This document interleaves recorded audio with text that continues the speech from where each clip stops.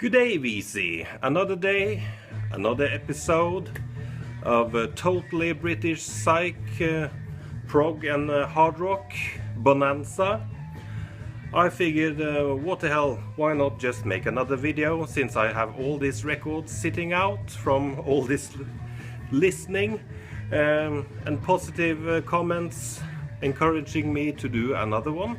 So here I am at you again with another beer. Cheers. Well, let's just pick up the thread from my last video and go off to Canterbury. And I do like the Canterbury prog scene, and this is a great way to start off with the Canterbury prog with Egg.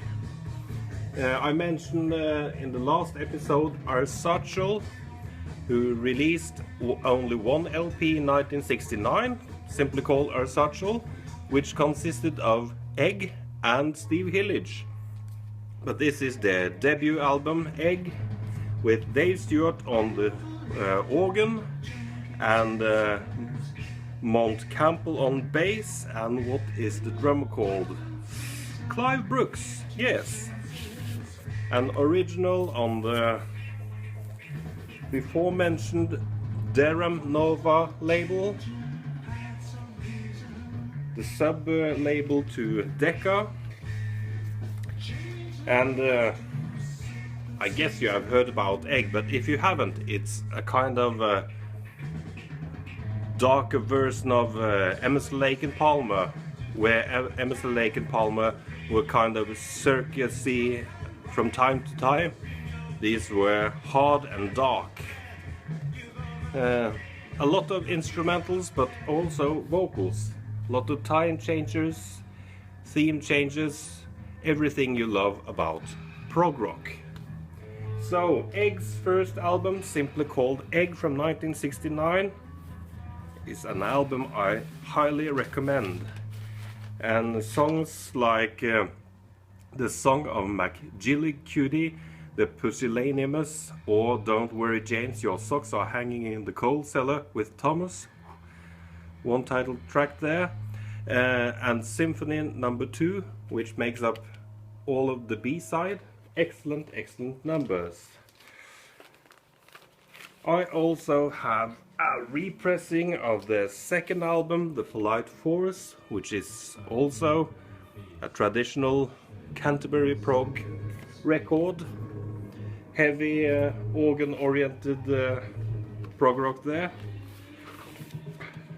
Standout track here is Long Peace, the total of side 2.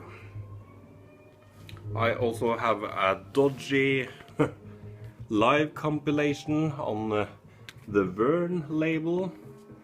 By dodgy I mean I think it's not a legit release.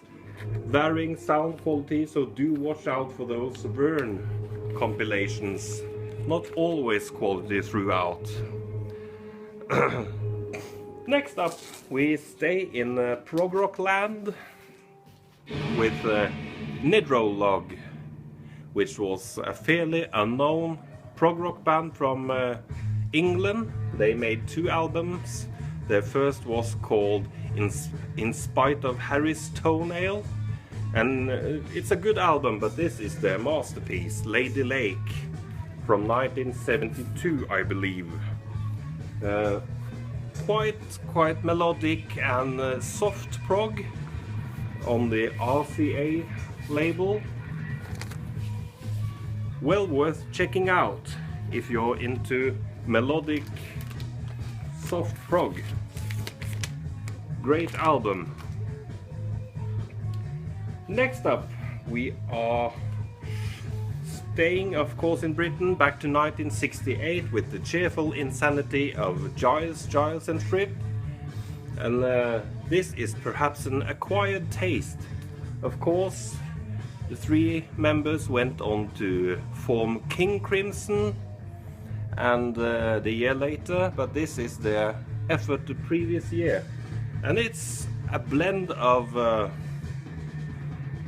psychedelia, prog rock, comics. There are in-between cuts between the songs, which are sort of sketches, narrative perhaps. And I enjoy the music. I don't find in-between sketches, in-between song sketches as interesting. But some of the songs are quite good. Especially Elephant Song and Suite Number 1. Excellent stuff. And of course, Robert Fripp always shines on the guitar. The originals of this album is quite expensive, but you can get a 1971 reissue on the Darum label for far less money. This is normally priced actually. So if you're into originals or almost originals, the 1971 issue is just as good. Well, from whimsical British jazz, psych rock, comic music to another progressive act which never made an impact on the music history and nonetheless the charts. Gracious. They released one album on the Vertigo Swirl label in 1970, simply called Gracious.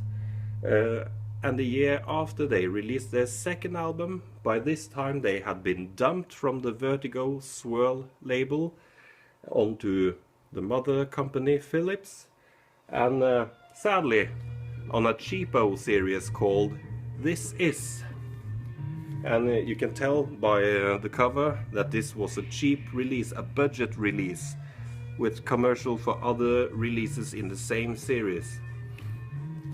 But this has become rarer than its preceded from 1970. And on the Philips International label there. But this is my favorite of the two Gracious albums. A very accomplished spacey prog rock album. So do check it out. It has been reissued and is well worth the money. Yesterday I was linking up a couple of bands such as Atomic Rooster, Andromeda, Crazy World of Arthur Brown, and here's another one. I've shown this before. It's Nicholas Greenwood's Cold Cuts, his only solo album from 1972. And who is Nicholas Greenwood? Yes, he was the bass player for The Crazy World of Arthur Brown. And this is his solo effort. This is a reissue on Akama because the originals on Kingdom Records are some of the most expensive records in the genre. And this is solid, heavy prog rock album. Just marvelous collection of songs from Nicholas Greenwood here. Cold Cuts. By the way, nice cover art. Food as cover art. Well, next up we are going to go in a bit heavier direction with Gun. The Gurwitz brothers, Adrian and Paul. On this LP their surnames are Curtis, Paul Curtis and Adrian Curtis for some reason, but later they call themselves Gurwitz and joined forces with Ginger Baker in, of course, Baker Gurwitz army. But this is their debut album in the group called Gun from 1968, and actually this is the first known cover art done by Roger Dean, who later became famous for a lot of other covers, and the UFO or Spaceship Vertigo label, and I do believe the Virgin label, the twin label. This is an excellent hard rock, blues rock oriented LP with some psychedelic leanings. Just a solid, enjoyable listen throughout. They released another album in 1969 called Gun Sight, which is equally as good as this, before they disbanded. I think they had a minor hit with the opening track Race with the Devil, so do check out Gun.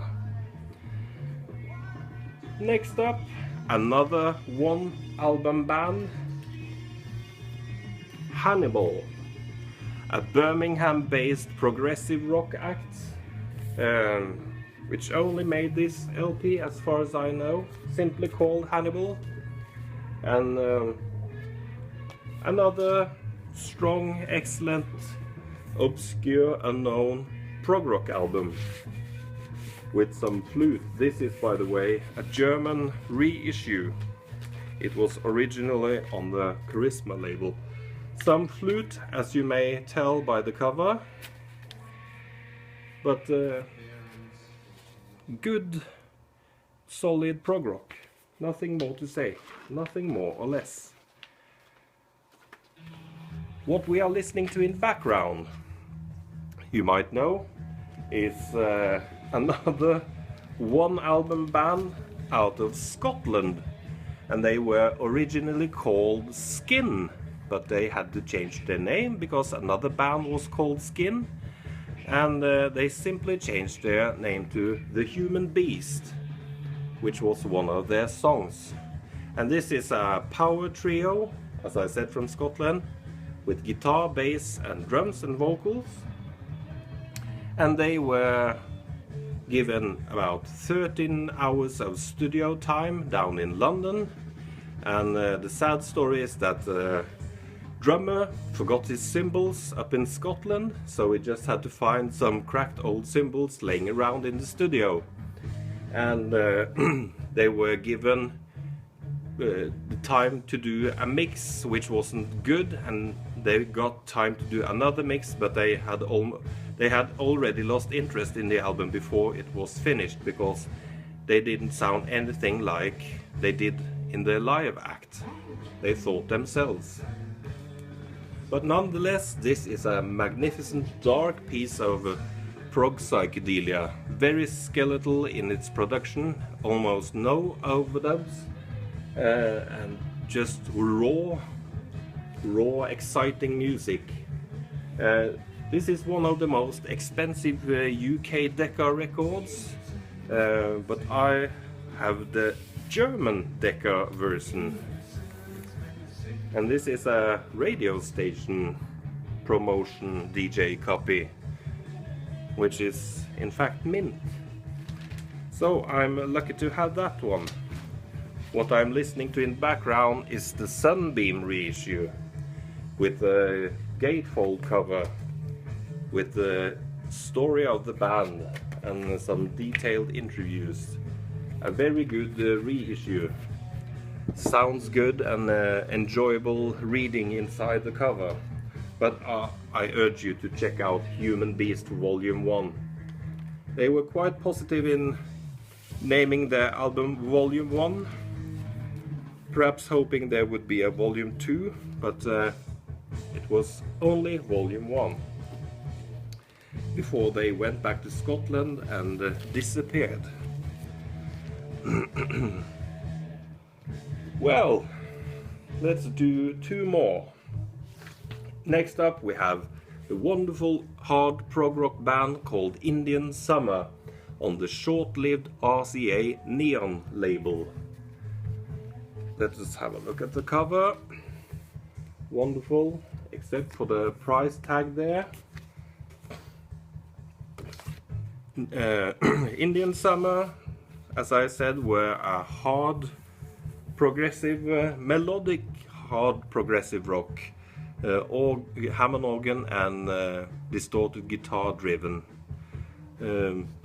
Strong melodies on this one. This is solid album throughout, and look at that wonderful neon label.